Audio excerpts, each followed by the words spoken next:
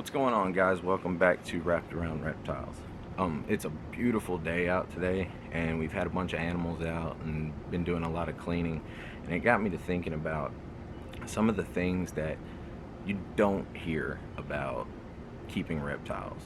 Um, I know that if you get online, you can look up a specific species and you'll see a million different posts and a million different websites about proper husbandry and temperatures and humidity and feeding and keeping and substrates and all that good stuff. And that's not what I'm talking about. What I'm talking about is you can have the same species. You can have ball pythons, or you can have retics, or you can have berms or corn snakes or whatever you're keeping. And each individual animal is going to have its own personality. It's going to have its own needs. We've got ball pythons that, no problem. You open their tub, they eat every time. They take it right off the tongs. There's no issues. And we've got other ones that if you don't lay the de-thawed mouse in and leave them alone, they're not going to eat anything. It's even more so as far as hides and personalities. If you look at temperaments, I mean, we don't think about these animals being individual. Everybody wants to think, oh, it's a snake, oh, it's a reptile, as long as it's warm. And for the most part, yes. I'm not gonna say that we have to go extravagant about different things, but take time with each individual animal. And even big time breeders, people who have lots and lots of animals, if you pay attention to these guys, if you watch their videos, they all have post-it notes on the outside of tubs. And what those are is, they all mean different things to different people, but they're letting their employees, or they're letting themselves, they're reminding themselves of certain little aspects about each individual animal. And just take it into consideration that, we're humans, but how different are we? Or even people that are used to keeping dogs and cats and stuff like that. If you said that the care was the same for every dog that you've ever been around, it just doesn't work that way. And for normal life needs, yes, the basic husbandry, look that stuff up. But if you're having issues, if you have an animal that's always resilient to being touched, or it doesn't want to eat, or it's not alert, like, look at tweaking some small things. If you go on different forums or different posts or different Facebook groups or whatever, you're gonna hear somebody say, well, this is the way to do it and blah blah blah blah. And you're gonna have 20 other comments of people saying, well, I do this and it's worked for 20 years and I do that, and it turns into a big fight. And it shouldn't. There shouldn't be, a big fight about these things. As long as you are given everything that the animal needs, then there's going to be different individual quirks and things that you can do that's going to make each different animal live its best life, for lack of better terms or whatever. And that's what we want. We want these animals to flourish. We want them to be happy. We want them to be the best that they can be while in captivity. We want to provide them with the best life that we can provide them with. And that being said, just take the time to pay attention to whatever animal you've got. Whether it be, a leopard gecko. All leopard geckos are different. A ball python, they're all different. Retics, definitely all different. Just love your animals. Pay attention to your animals.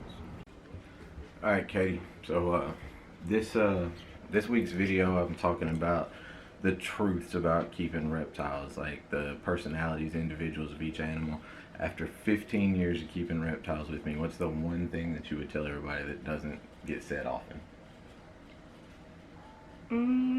It gets said often, but iguanas are not beginner pets. And if you're gonna get one, do a rescue.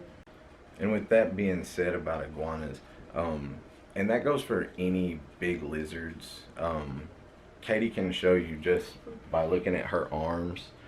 Last week was rough. Yeah, obviously. Any big lizard, they're gonna scratch you. They have sharp claws, and they're not being aggressive. They're not, but they use those claws for climbing. They use them to dig things up, and it's something that you're gonna have to deal with if you keep big lizards, iguanas, monitors, anything like that. So it's just something else to keep in mind.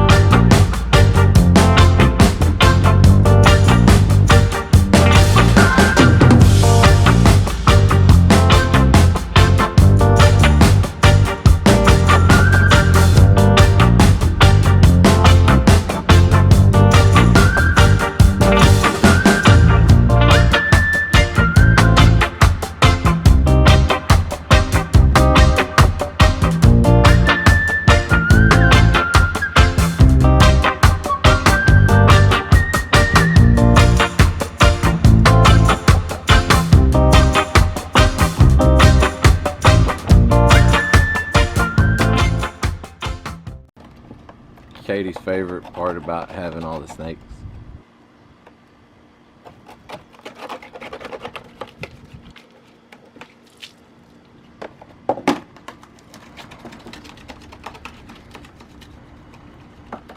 Best tool.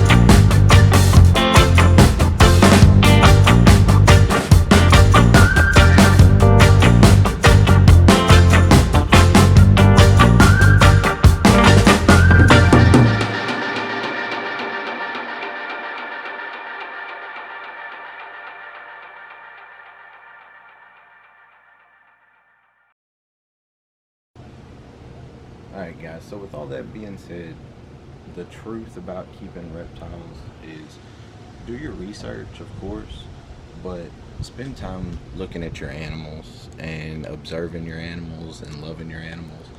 And just because it's not written down somewhere doesn't mean it's not going to work for you. Thank you so much for watching. We hope you enjoyed it, and remember to leave us a comment down there. Let us know about your animals, the individuality between each one, and hit the subscribe button and like, and we'll see you guys next week.